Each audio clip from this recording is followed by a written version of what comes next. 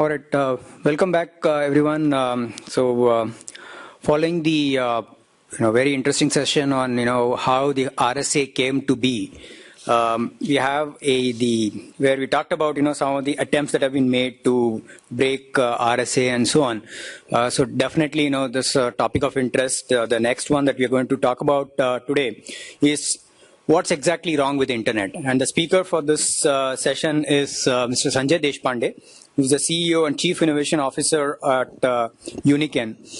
Sanjay completed his BTech from VJTI Mumbai and then went on to work at CDAC, following which he went to the University of New Brunswick to complete his master's degree in computer science. He returned back to India after his master's and worked at Tata Research Center, the R&D unit of TCS, that's the TRDDC. And then he joined Infosys to head the mobile computing initiative. I'm sure that must have been one of the early days of mobile. Post that, he worked at Persistent Systems for close to a year before moving on to start UNIKEN in early 2003. And Sanjay has several scientific publications and patents to his credit, and we are really keen to hear his views on what is really wrong with the internet.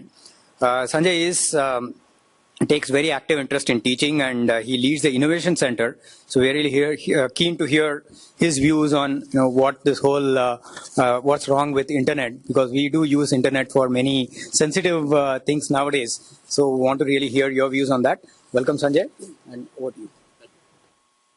Yeah, thanks a lot for inviting to Persistent. It's like I was here between 2003 and 4 time frame. So it was fun. I'm fine. I would like to stand and speak. Thank you. So remote locations, I've been also told to keep you awake from time to time. So if you are able to hear me, then you are awake right now. If you're not, then you better wake up. Because I'm going to talk about, I'm trying to bring out certain questions. Hello? Can you hear me? Okay, so we start. So in the next 15-20 minutes, I'm going to ask some questions to the audience, and I'm going to bring out certain thoughts. One of the things I realized after my stint in mathematics and as an engineer, is I realized that we as engineers screw up more than mathematicians do. And that's the reason when Dr. Shamir said that, it's not the cryptography that people try to break, it's the implementation of that. And more often than not, the common sense part of implementation is missed. So I'm going to address the common sense part of it. I'm trying to keep this as simple as possible. There's no math in any of my slides. It's more of addressing certain fundamental issues on the internet. And why is it that people have missed certain basic aspects? Coming from Pune, Punekars have this habit of questioning things all the time. And you don't typically tend to trust anything. Okay, that's a typical Puneri aspect. So I started my journey in this internet world, as I would put it, way back in 98, 99. And since then, I have been asking certain basic questions, and I've been speaking in different conferences, and I got a chance to meet Dr. Whitfield Diffie about a year ago. I met him in Stanford, and I brought him to India. And it was an interesting conversation with him. Incidentally, the concept of PKI was introduced way back in 78 by Diffie and Hellman. But it was popularized, as I would put it, by VeriSign in its shape and form. So, and we will go through that process, how markets and engineers as a collective enterprise tend to miss the certain basic aspects. So I would start by saying nothing's wrong with internet. And you guys will say, okay, he started with the question, what's wrong? But it's really cheap. Anyone can use it. No permissions required. It's available, pervasive. There's no government control, so it's actually democracy at its best. So when you look at this context, actually the whole movement of Facebook and Twitter and all, and whenever governments try to put some curves around it, there is this whole social media movement against it, because there are certain guys who stand up and say democracy. But in democracy, if you're anonymous, you're fine. But when you get into an internet world which requires privacy, then you're in a deep mess. You can't really apply the concepts of democracy in a private world. In an enterprise, for example, when you get into the enterprise, they'll ask you for a badge, they'll ask you who you are, and so on and so forth. So your privacy starts getting cut down to the point in military where you're absolutely not in that sense, a democratic citizen, but you're a private citizen, completely controlled top down by the organization. So what I'm showing here essentially is a split on the internet. Resources like websites who do not need any kind of access control, like news, CNN. Users who don't care about privacy. They don't mind having a Facebook account, letting everybody know where they're going to party next. Those are the kind of users. On the right-hand side, you have resources that require access control, like online banking, share trading, enterprise web applications, and users who really care about privacy. Like, I don't have a Facebook account, I don't like to Twitter, I just have a LinkedIn account. And so there are individuals who believe in privacy and they want to have their own little secret world. So when you're looking at the internet, you're taking a single technology, I would say, and pushing it on both these paradigms. These are two different paradigms, these are two different ecosystems, these are two different worlds altogether, and you're basically using the same stuff to fit into both these aspects, okay? Now here's a sample of a website. It's a Bank of America website. I've been banking with them for the last 18, 19 years now. And I want to ask some simple questions here. Do you really think it's a Bank of America website? How many of you think it's a Bank of America website? The real, authentic Bank of America website? 1, 2, 3, 4, 5. And what makes you say that? I'll just put a photograph here, a screenshot of something that I took. And we have a security lab in UNIKEN. Okay, so I put a screenshot of something that I put. What makes you think it is indeed a Bank of America website? Yeah. There's a green bar. There's a lock at the end. Anything else? It says HTTPS. How many of you are programmers here in this room? Wow, great. How many of you think all of this can be visually made in runtime? Okay, wow. So the same hands that went up. Okay, bar. The bar, the green bar can't be made up, and that's another of the VeriSign stories which are out there. Okay, and we can get into that as well. So I'm talking about a user who sees this. He believes it's a Bank of America website, and he ends up giving his password to this website. We are also further saying there are no keyloggers on this system that are not reading anything. We are also further saying there is nothing in the browser script, or the browser has not been compromised, okay? And nobody's reading the key logs or the key inputs that I'm putting in this website, right? We are just relying on the fact that VeriSign has stood up and said, there's a green bar, look at the green bar, you're happy, move along in your life, right? You're safe. Unfortunately, it's not true. And you can question me, okay? The session is about provoking each other on each and every statement I'm going to make here. The green bar that you're seeing, you're actually supposed to click on the lock. You're actually supposed to, there's a lock out there. You're supposed to see the RSA key, the public key. You're supposed to copy that on your notepad. You're supposed to every time check that whenever you actually go to the Bank of America website. And I used to do that for a couple of years when I started learning about these things. It's very common. Not that I had a whole lot of money in my bank, but I just wanted to make sure that I'm talking to the right bank. Now, digital certificates and browsers work on the concept of verification. And let's keep this one thought right now as we move along. And the concept of authentication is different. Okay, so we are talking about two different concepts here. Digital certificates work on verifications. The browser says it's the right certificate. It pings the VeriSign database and says, is it the right private key that you have used to sign this public key of, or the private key of Bank of America? And browsers feel happy and they say you're safe. Okay? Otherwise, it'll show a red bar and say you're not safe. Incidentally, the Indian Patent Office had bought the digital certificate from Tata Consultancy Services. This was about 5 years ago. And Internet Explorer said it's a fraudulent certificate because I don't recognize Tata Consultancy Service. Okay, they are an authorized certification authority in this country, authorized by the government of India. So you are relying on Microsoft because Microsoft has invested in VeriSign and they didn't invest in TCS as a certification authority. So they rejected certificates given by TCS those days. Indian Patent Office changed. They bought certificates from the digital certificate from VeriSign, and life moved on. Browsers started saying, right. Now this is it. Now the fact about export and how things start becoming, murkier. So when governments start intervening into individual privacy, that starts coming into the play. The browsers are privately owned licensed softwares. Let's not forget that. So what's the core problem? The core problem is the current internet infrastructure cannot guarantee the user that he or she is connecting to the desired authentic server, and the server is talking to an authentic privileged user. There's no guarantee right now in the system.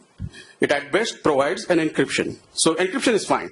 You are encrypting and you're talking encrypted language to somebody, but you don't know whom you're talking encrypted language, right? So the fundamental problem on the internet today is not encryption.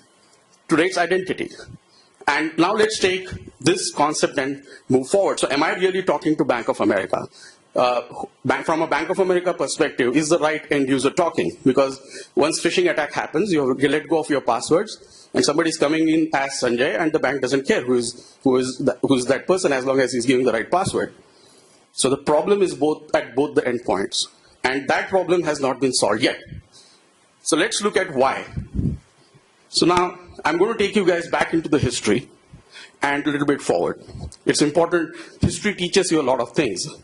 My history teacher, if he's somewhere around there, he'll be glad because I scored very less in history. But I learned the importance of history as I moved around in life, and I realized that most of the mistakes that happen is because we overlook history. Okay, so let's go back and see the internet. And most of you guys know about this. This is public knowledge, Wikipedia and all that stuff. But it has to be put together in a context. That's what I've done here. So ARPANET was a military initiative in the US. It was designed and implemented for redundancy. The TCP/IP protocol was designed for redundancy. They already knew they're talking on a closed network, but they assumed that if a few nodes go down, then what happens? Information should still go back and forth. So TCP/IP as a stack does not address authentication as it stood then. I'm not talking about IPsec now. So if you look at the history, then you have routers, then DNS came into the picture. That is a way to map your domain names with IP addresses. And right now when you use your browser, you're supposed to trust the ISP provider who has a DNS infrastructure, and he has the mappings, it seems. And we have to trust him that nobody is actually screwing up with those mappings. So if you have entered Bank of America or Bank of America, for that matter, any domain name, the actual IP address is picked up from the DNS of the ISP, right?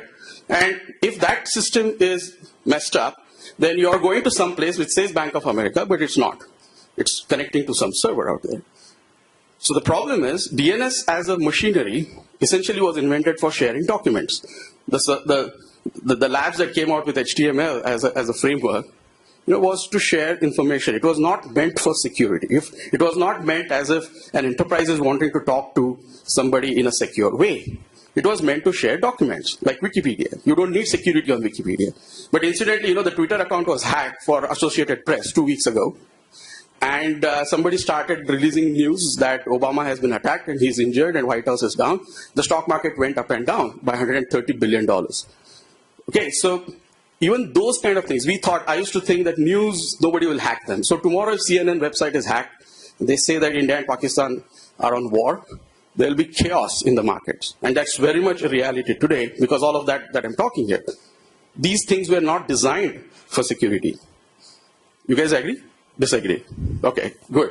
So browsers as a concept that Netscape came out with was again an HTML rendering infrastructure. Now they started to piggyback on that infrastructure and say, let's encrypt, because credit cards started flowing back and forth. And e-commerce was the driver for which Netscape came out with SSL, to encrypt the credit card data. But when you're doing merchanting, you really don't care who the merchant is, as long as the goods that you get from the merchant are authentic. But in case of banking, you really want to know that you're indeed talking to the bank. So the bank's identity is as critical as the end user's identity. So what happened? The bank started issuing site keys, tokens, and OTPs. They started asking the user his or her identity. The problem is I'm entering that OTP on a website which I don't know is authentic. I'm entering that onto an environment which I don't know is not being looked into. MITM as an attack. How many of you know MITM? A man in the middle. I don't know why they pick up men, but yeah, but they typically say man in the middle, man in the browser, man on the machine. These are all attacks written, programs essentially try to that steal information. So man in the middle attack is a network level attack that sits in between the two computers and starts reading information back and forth. Even Diffie-Hellman as a key exchange protocol is vulnerable to MITM. In SSL, you end up having two SSL sessions on both sides, so you don't know which public you're talking to. So there is a man-in-the-middle attack available that on the net. You can actually set up an MITM infrastructure, and all traffic is going to the bank through an intermediary. Why does this happen? Now, it happens because of this. Because these two endpoints, the one below and the one there, are not authenticating each other. Very simple, mutual authentication, very simple concept. When a policeman asks you for your identity, how many times you stand up and say, show me your identity? You do. Okay, good. There's one guy who says, show me your identity. We don't do that. We look at how he looks. He's wearing a big gun. We say, you're a policeman. We don't do that. When we look at a website, how many times you really, minus the look and feel, oh, it looks like Bank of America, Canara Bank or whatever, you really don't dig into asking, is this a real website? We don't do that. We just look at it, we enter the password, and boom, if the hackers are not reading it, you're okay, otherwise your money is gone. I will come back to this slide later. It just shows that there are things on the internet which are not safe. And this is after after a wonderful talk by Pandurang here on how cryptography and the math is all safe.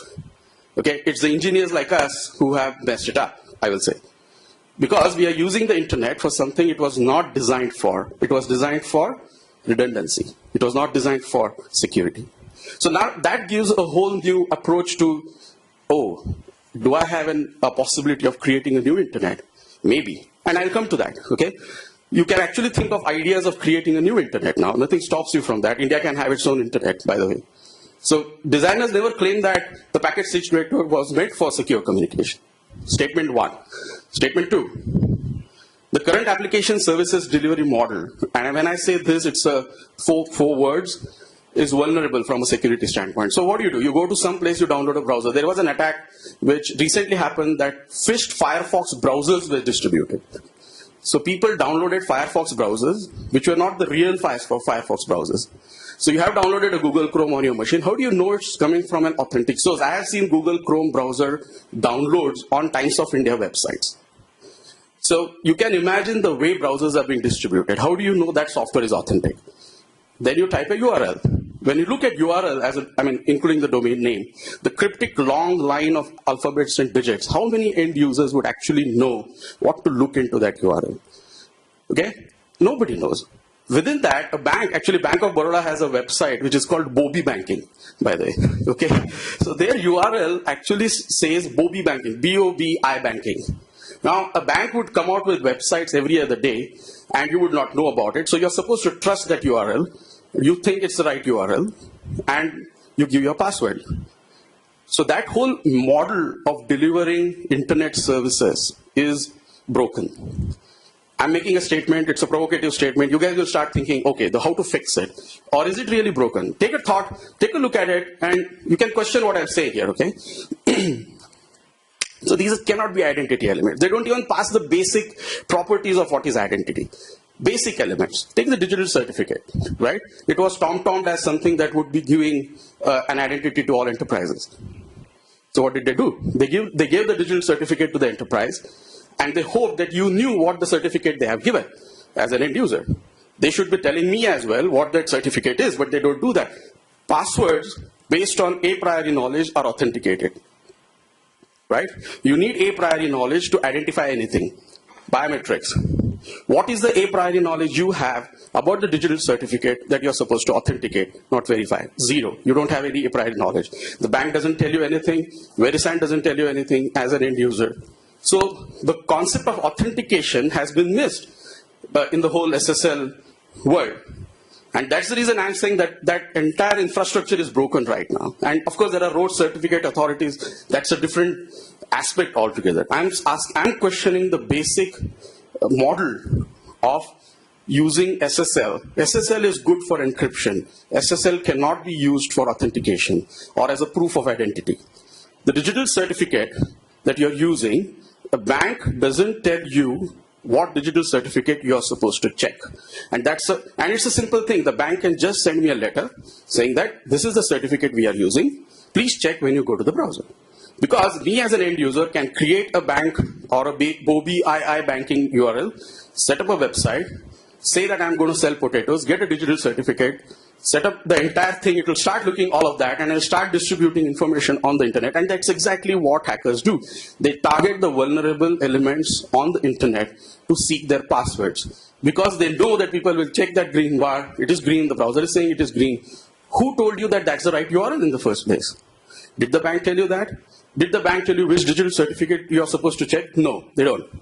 Now the enterprises went frenzy and they started giving OTPs. And I'm taking the next attack on the OTPs.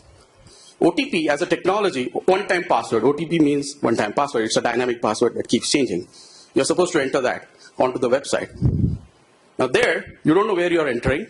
You don't know who all is reading that OTP. So OTPs, when they were launched when there were things like replay attacks. You take the password and redo it again.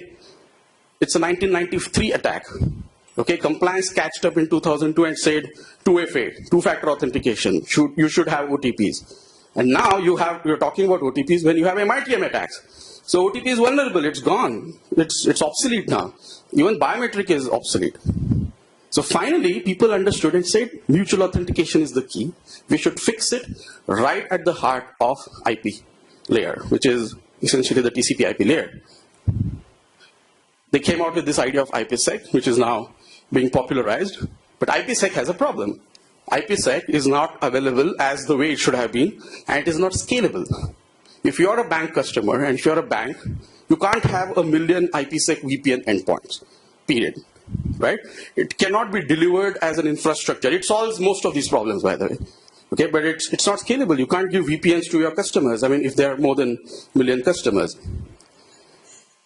Now I'm taking the battle on the final frontier, which is the endpoint. Okay. Now, so far I've not talked about math. Cryptography, all those guys are smart enough to figure it out. I'm talking about engineering. I'm just focusing on the engineering, and I'm saying, is the engineering right? Have we looked at all aspects of the engineering? So when you look at endpoint computing, we all rely on antiviruses, right? And antiviruses are based on a whitelisting concept or a blacklisting concept, and it checks for a signature and allows. But the problem there is your computing environment doesn't know what is an authorized machine code and what is not. Basic computer science stuff. But the architectures, the basic Intel chips, and there was a movement in that direction which said, let us all try to figure out a platform where the chips will start knowing, am I supposed to execute this machine code or not? Why do browser hacks happen? Because eventually the machine code enters so you do a break-in into the browser code in runtime, and you're basically running your side of the code into the browser in the real-time program memory footprint, and the processor doesn't know about it. That is it supposed to execute that machine code or not? Again, an idea, students or whoever is listening here, they can actually start designing chipsets that can start authorizing codes. Look at your human body. If a virus comes in, your body understands, it rejects, and it starts reacting to it. Because in your nervous system, you know what is an authentic cell and what is not. The machine doesn't understand. So the computing side of it has been taken care of. The identity side has not been taken care of right from the processor. And that's what I'm trying to highlight here. Okay? So then what do you do? Are we in sync till here? Okay. So any of the statements that I made so far, do you think it is right, true, false? I disagree. So all those disagrees will meet offline. Okay? All those agrees, please stay inside. How many disagrees? None. Okay. And that's the most intriguing thing that I've seen. When you look at these things, these are really basic. They are really fundamental. They are really foundational. We don't question the act of downloading a browser. Can we change it? Start thinking about that. Start thinking about, can we have an India private internet? And we have been attempting at it for the last 5-6 years in our labs now, and we have about 1 million users on private internet of sorts. And I'm going to talk about that as a solution that I have figured out may be a way to look forward. It uses all the contemporary technologies, but except it has changed certain things at the foundations, okay? So a private internet, according to me, would be the next frontier, and people have been talking about it in closed circles.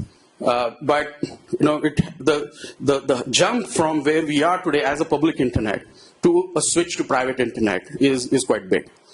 So I'll talk about what is a private internet. Okay, all those who have heard of VPNs and VPN IPsec, okay, and have been dabbled with those technologies, you're close enough.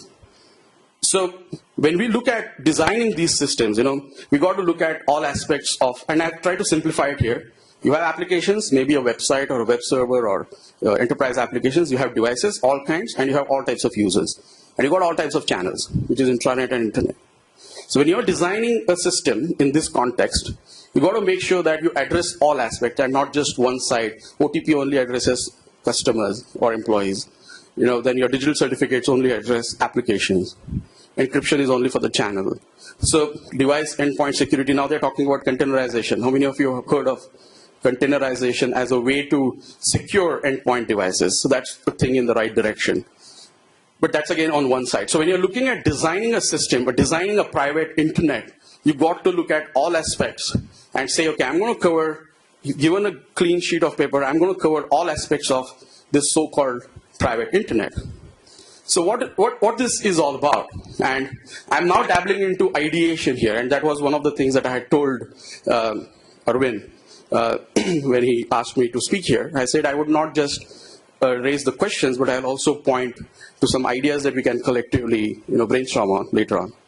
So what's the private application ecosystem? We have heard of the public application ecosystems, which is Apple, BlackBerry, Google, Windows, and all those stuff. Now, incidentally, the Apple ecosystem is a closed ecosystem. It works on their own devices, their own stores, but that's more from a content delivery perspective, not from a runtime environment perspective. Apple doesn't compute everything on its servers. So it's not private internet in that sense. It's just for distributing the content, apps or whatever. The Google and Windows, they said you can use this OS and put it on any device.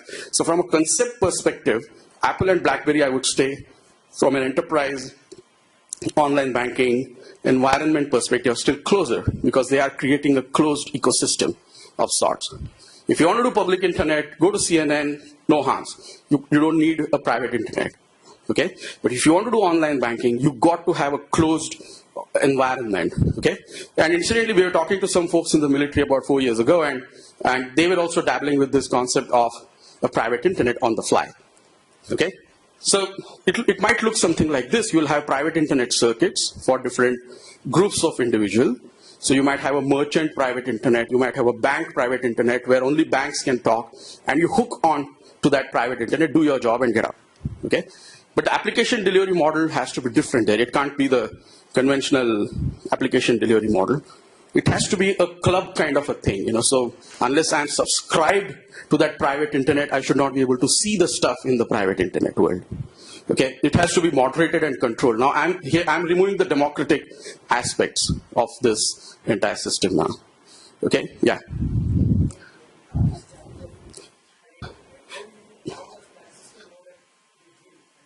Yeah, good question. So at the heart of this entire system, it's essentially based on identity model called PIC identity model. It's a mutual authentication. The Kerberos that he mentioned, if you actually, and that's where my conversation with Diffie went, where a centralized identity system which issues identity to both the endpoints, which is both the bank and the end user, is the right way to go. Okay, but there is no such centralized identity system yet. And we are trying to create one with the help of RBI and those guys. But a centralized identity system that ensures identity at both the endpoints before they start communicating is what you need on the internet. Second thing that you need is the distribution of the software has to be controlled, and you need to authenticate what software you're using to begin with. There is no software authentication models yet out there. That means the first time use of a software, right? And by the way, I'm not trying to say what I'm speaking is the only way to do it. I'm saying this is a way to do it. And the reason I'm bringing these points out is maybe a private internet is a solution to the problems that I mentioned. Maybe it is not. So I'm not trying to say this is a perfect world yet, but this is a step in the direction where you need to relook at the whole concept of internet. Okay, and I will stop here. I'll stop at this point. And now if you see this particular slide, it says what a private application ecosystem should start looking like. It should have an endpoint container technology. It should have authentication infrastructure. It should have channel security. It should have a store, the device manager, access management like a VPN, but scalable. It should be scalable to more than 1 million users at a time. VPNs, you can't do that. Okay, so if you can come out with a scalable online tunneling encryption infrastructure which is mutually authenticable like an IPsec VPN, well, you crack gold out there. Okay, so what I'm throwing out here is ideas which can essentially create that private application ecosystem, and it sits on top of public internet. You don't need to rewire and put cables and redo the basic internet infrastructure. TCP/IP is good enough for transport. That's fine. But after transport, rethink on the entire infrastructure. You can, right? I mean, there's nothing to stop us from relooking at the entire enterprise of internet out there. I'll shut up here and I'll ask you guys to ask me questions, and then based on that, I'll go back and forth.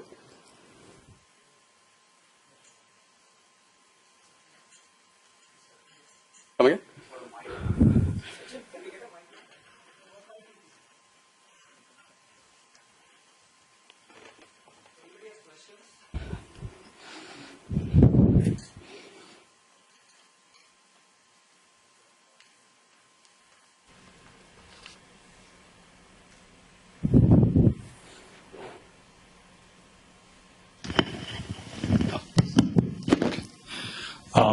Yeah, Sanjay, so I had a question. Yeah.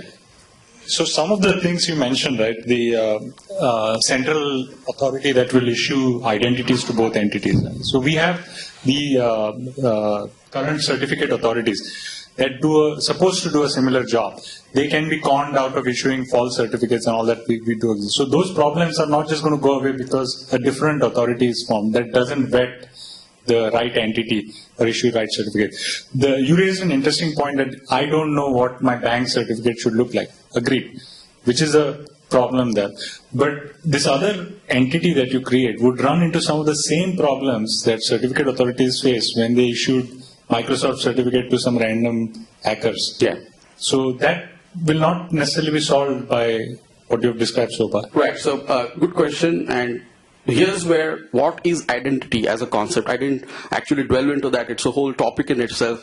And I've been pulling my hair for the last 6-7 years on this basic concept of what is identity. Okay, so now identity is a very, very private, peer-to-peer concept. You don't need an authority of sorts to vet the identities of people. That's not the job of the authority. The problem we have today is precisely the fact that there is some authority who's supposed to vet your identity. Now, if a bank wants to talk to an end user, it is a business between those two enterprises or those two endpoints. They are supposed to check each other's identity. My job as a central authority is to issue an identity to both of them.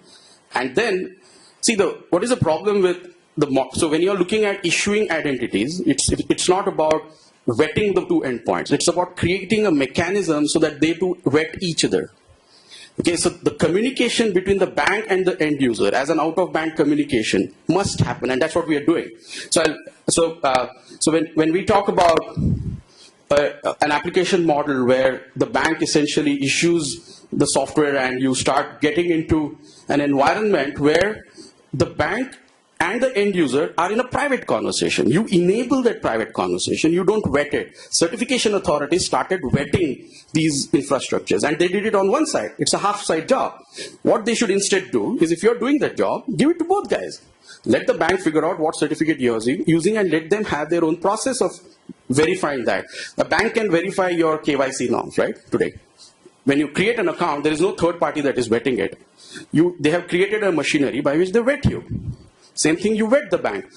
Okay, so what we are talking about here is essentially an environment where you enable identity infrastructure between the two endpoints and stay out of it. The Kerberos is not supposed to vet the two endpoints. It is supposed to enable two endpoints to talk.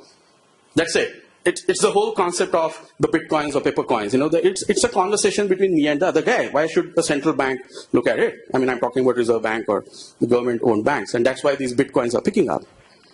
I'm sure you guys are aware of bitcoins, right? These are digital currency, the paper coin that he mentioned. That's a big thing, by the way, on the net nowadays. Because there are some investors in the US who came to us and said, can you secure Bitcoin? Now, these are digital currency, cryptocurrencies, which are out of the radar of the government. And one Bitcoin right now is $132.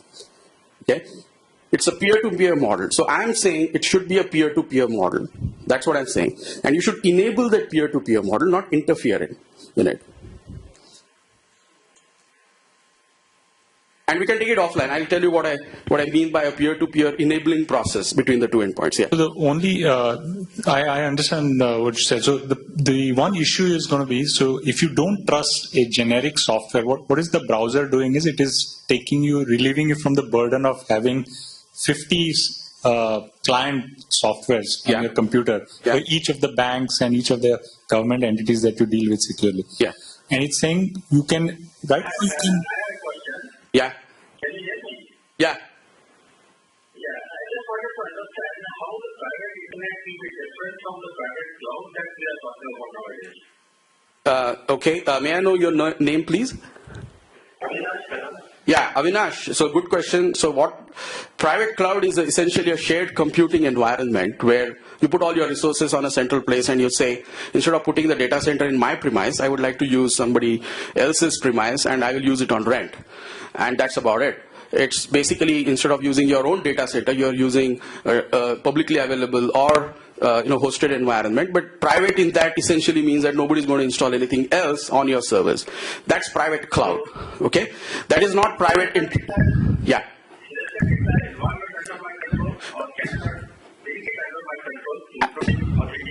Well, you started thinking in some direction, which is right. But then you need to understand, as what Pandurang brought a question here. How do you distribute? What do you distribute to that? You can create your own private infrastructure. The problem is not with that. The problem is to enable communication between two entities on that private infrastructure, and that's where people start giving out VPN clients, OTPs, and on a private cloud again you have the same issues. It's not scalable. How many entities can connect to a private cloud, for that matter, right? So the problem of scalability would not go away from a private cloud environment. So the difference between private cloud and private internet, what I'm trying to point out here, is we are talking about an ecosystem. We are not talking, I mean, it could have a centralized infrastructure as part of the design, but I'm talking about a whole new different way of looking at internet itself. And I've just sketched a few boxes in that. Okay? Okay, thanks. Yeah, thank you. Yeah.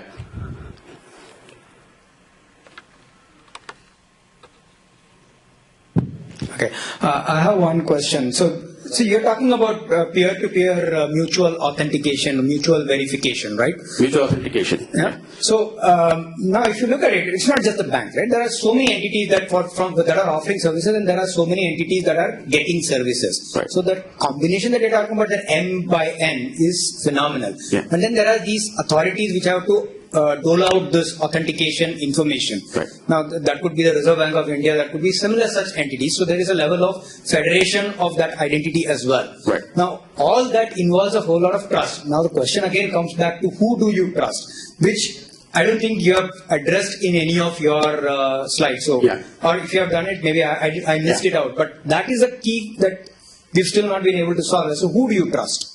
Okay, so my take on that is the same question like what Pandurang asked. How do you know how you still need a certain certification model? See, you got to kick that concept of a centralized person authorizing you in some way. Okay, we are so habituated to that. Here's the thing, when the bank sends you a PIN, okay, or a credit card to your home, okay, or for that matter, your internet IPIN, when the bank is doing that, okay, they have already figured out a way to vet their customers. And they are using a channel to distribute identities. So there is already a mechanism in the offline world that they have figured out. It is their problem. Okay, it is their problem to vet the end user. It is not, so the first point I want to make here is when you move towards a centralized identity infrastructure, that centralized identity infrastructure doesn't need to vet anybody. It has to say, okay, you guys two, if you two guys want to talk to each other, I will enable you to talk to each other. Now the bank has to find an out-of-band mechanism, which they do, by the way, to initiate or prime that identity process. How many of you are aware of the appreciate key-based, the whole model of DH, where the key is actually primed on your device? There is an out-of-band mechanism. The entire military infrastructure works on IPsec now, and they actually put the keys as an out-of-band mechanism. And what does IPsec do? IPsec enables mutual authentication as an infrastructure. All I'm saying is IPsec is not scalable. So you need to figure out something that is scalable. The out-of-band mechanism to prime the identity is a job between those two endpoints. Leave it to them. It is their business. It is their baby to figure out how to check. Okay, see, when you go into a bank, you can collect that identity of how to identify the bank from the bank. Go to the branch, take it, go home, prime it, and start your job. You don't need to sit in between and say, I'm going to authorize both these endpoints. You don't need to do that necessarily. And I'll tell you, offline, I'll tell you, you don't necessarily need to do that. You need to create an enabling infrastructure. Today, there is no enabling infrastructure for mutual authentication. That's exactly the problem. You're saying you physically go to a bank and get a certificate. Now, if you're at a Flipkart, I don't have a Flipkart office to go to. I don't have an Amazon office to go to. Right. If I have to buy from Amazon, I have to trust something that Amazon sends me. Right. Now, you can say, well, don't trust that. I mean, they'll send it by email, if right. not physically pick it. Right. Then you say, I don't trust the email. Right. Then you say, well, who's giving me email? Gmail. So Gmail, I don't trust Gmail. Right. Now if you start now saying, okay, at the end of the day, who do you trust? Right. I think that's the crux of it. And if we can, address that, that will probably solve maybe whatever you are. Yeah, so maybe, and I'm saying trust is between two parties. It is their business, and I still believe in that. Democracy should end there. You don't need a central authority to create and vet who that person is, because it gets into a whole kind of a different ballgame. So you need an enabling infrastructure from a technology perspective. Otherwise, you end up becoming the government, which you don't want to be. Yeah. Yes, sir.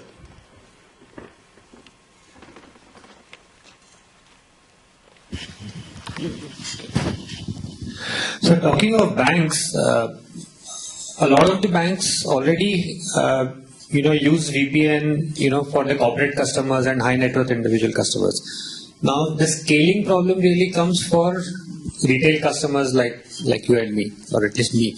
So my question is, some of the loopholes that you mentioned, like when you download the Chrome browser, you don't know whether you actually download it from Google or somebody else. Can those loopholes not be plugged effectively for being able to scale to the billions of... Yeah, you can. Yeah. You're right. So that might be a more practical approach. Yeah, absolutely. Because it's also a question of the risk versus the cost of actually implementing it. Yeah. And banks do it for corporate customers because the money involved there is huge. Right. You're right. So that's... Yeah, that's where I came. I came from a standpoint that, yes, HNIs are protected today to some extent. Corporates are. But what about you and me?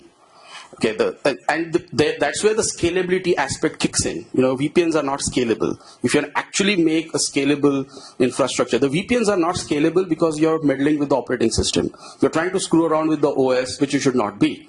Let the OS be. There are still other technologies that you can use to create a very, very trusted tunneled infrastructure between two applications. And I'll just, for those who, I didn't want to make this a tech talk, so I tried to keep it. I'll just show you a diagram where you can actually create a very sophisticated app-to-app tunneling infrastructure between two endpoints. You don't necessarily, the packets flowing between the OS and the application is already encrypted. So you can create an infrastructure which is an app-to-app tunnel, and this is implemented by the way. So we have 1 million users who are actually using this. There's no VPN, there's no IPsec. It's a mutually authenticated, encrypted infrastructure. And it creates that private environment for you. So the problem today we are facing is we are stuck with old technologies and we are trying to fit those technologies into our requirement. Maybe it's time for us to rethink, do we really need a VPN? VPNs were designed for a certain purpose. Maybe in the world of retail, you don't really need a VPN because everything is HTML5 now. It's all browser based. You're already talking about an environment. We are talking between applications. The OS is just a carrier. Let the OS see encrypted traffic. The packet hits the OS as encrypted traffic, right? You don't need to meddle with the OS itself. So you got to de-link yourself from the contemporary technologies and see top down. So what you rightly pointed, sir, is possible. You can distribute softwares to the end user in a trusted way. But people don't do that. Okay? That's not how the internet world today operates. They still trust you by saying you download it from somewhere and I'll start banking with you on that. Yeah. I have a question. Yes, sir. I have two parts to the question. One is that why would governments allow this? Right. Good question. And the second part is that if governments, start allowing it, effectively you have given up your identity to the government. Well, it's a good question. I'm not a government official, so I can't really comment on whether the governments would allow or not.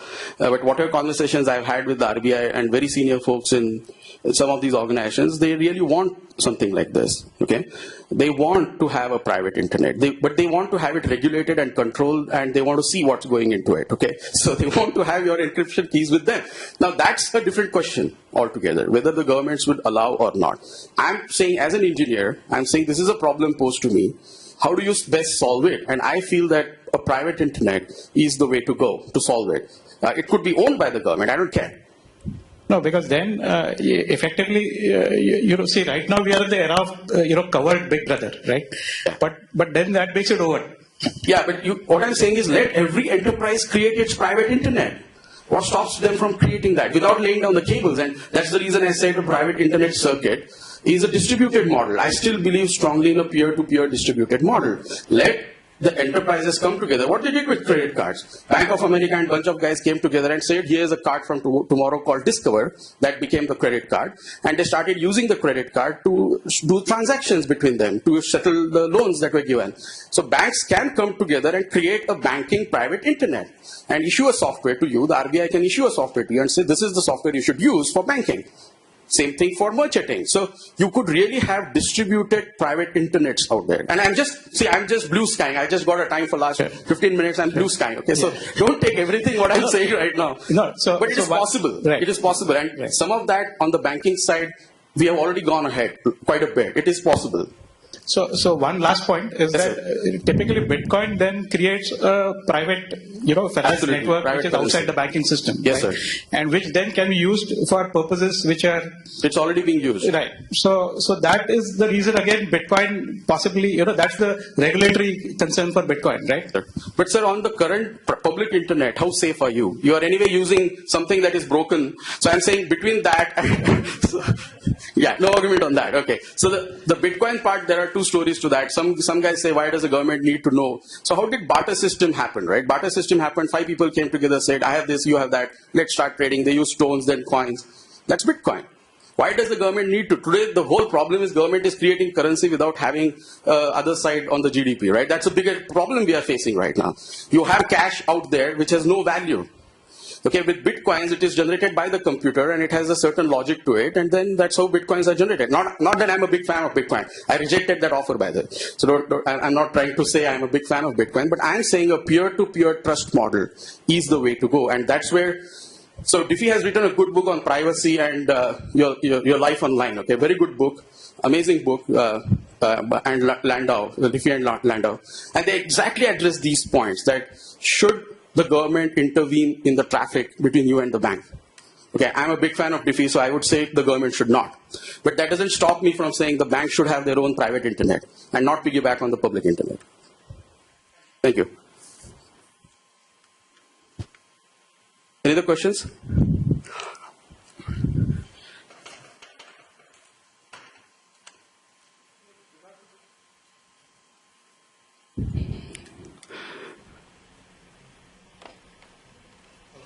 Yeah. Hello? I can hear you. I will repeat your question. Hello. Yeah. Basically here, as I see when I'm doing a banking transaction, Yeah.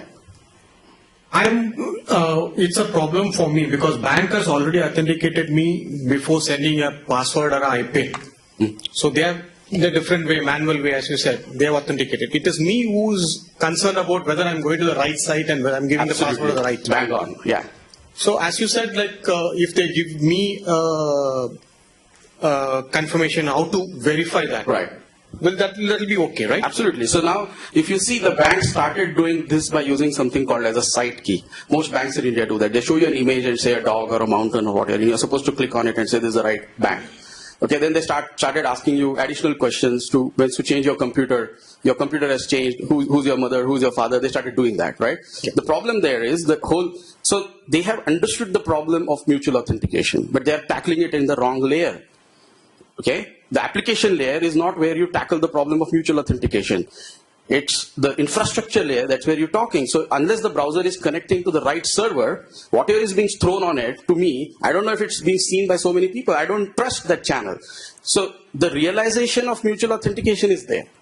The layer in which they are tackling that problem is fundamentally flawed. They have to, and when Bank of America first launched the side key technology, by the way, in 2001, okay, within 3 months, there was an MITM available on it because it is flowing on the network, which is MITM weak. So you have side key goes to the man in the middle takes it and sends it on the other side.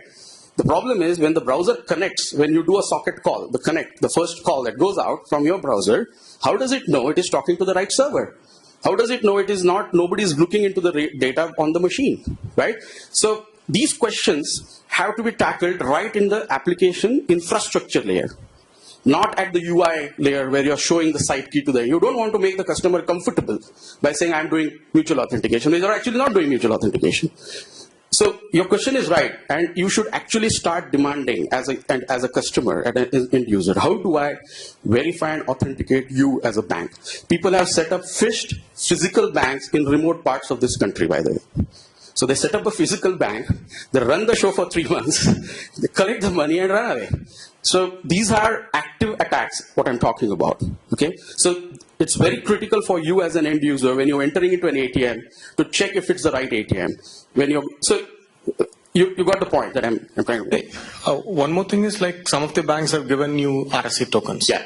So with a combination of your password and RSA token, which you need to have physically with you, yeah, they authenticate. Yeah. And even if it is a fictitious site that you're going to, yeah, unless the RSA token is there with somebody else, yeah, he cannot break it. There are runtime. These MITM are runtime attacks. So what happens is when you're entering the OTP in runtime, it's a machine, right? It takes the OTP and runtime hacks your session and takes over, sends the same number to the bank. Okay, real time. This is runtime. These are all the attacks. The hackers are as smart as, much smarter than the bankers. So they've gone way ahead in the way they do stuff, right? So don't forget MITM from this session. Don't forget mutual authentication. Don't forget private internet.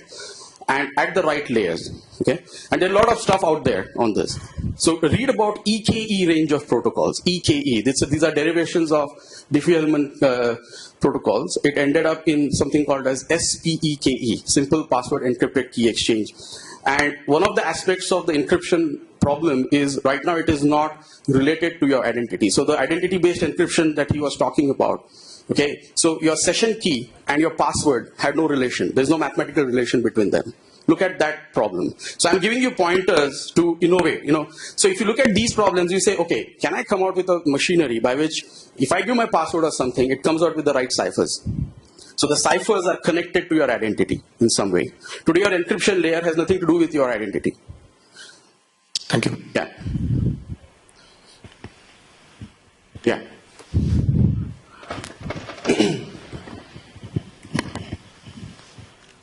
There is one software on Mozilla Firefox. I tried that. So we show that if I go to like any site, HDFC or any, they send my information unknowingly to anything like ill.com and they distribute all over the world.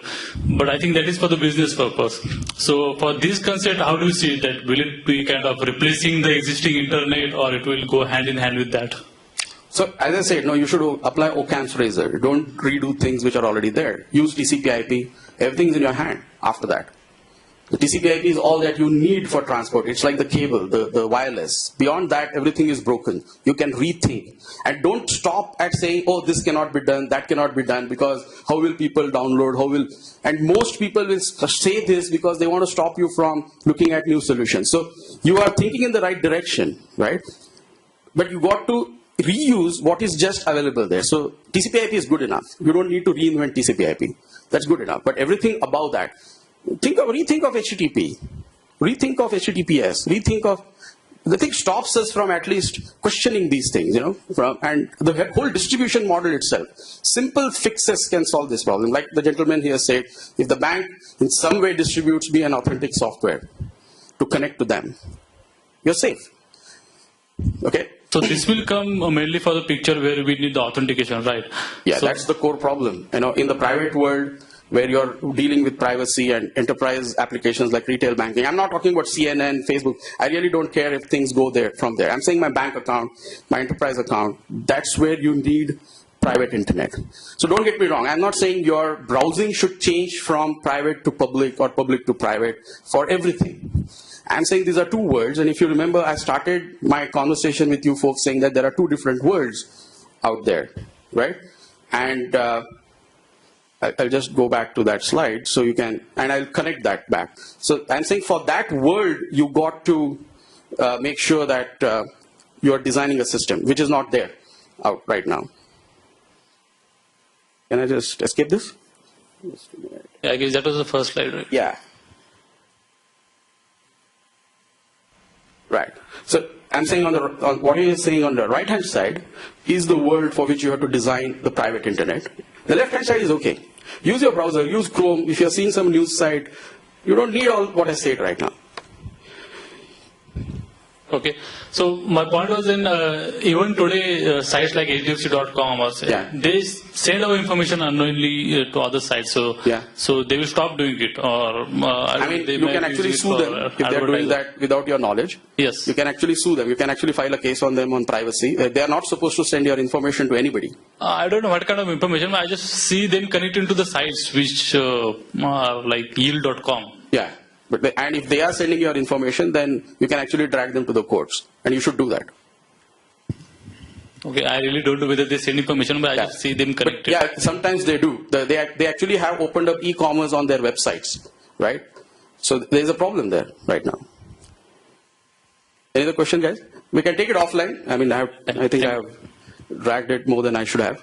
We can take any question offline. I'm here for 10-15 minutes. Actually, I'm looking for individuals who can collaborate on some of these problems, and we can take some of these conversations offline. This is not a one person, 10 people, 20 people job. We have to actually take it as a mission as engineers and create a joint infrastructure where everybody starts contributing on some of these ideas. I'll stop on this point. Thank you.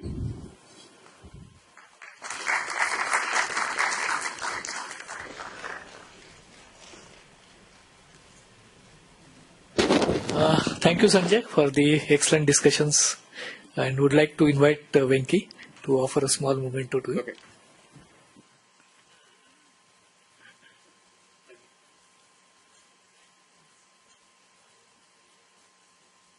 Okay. Small token of Oh, it's big. It's not small. Thank you. Thank you. Thank you, sir.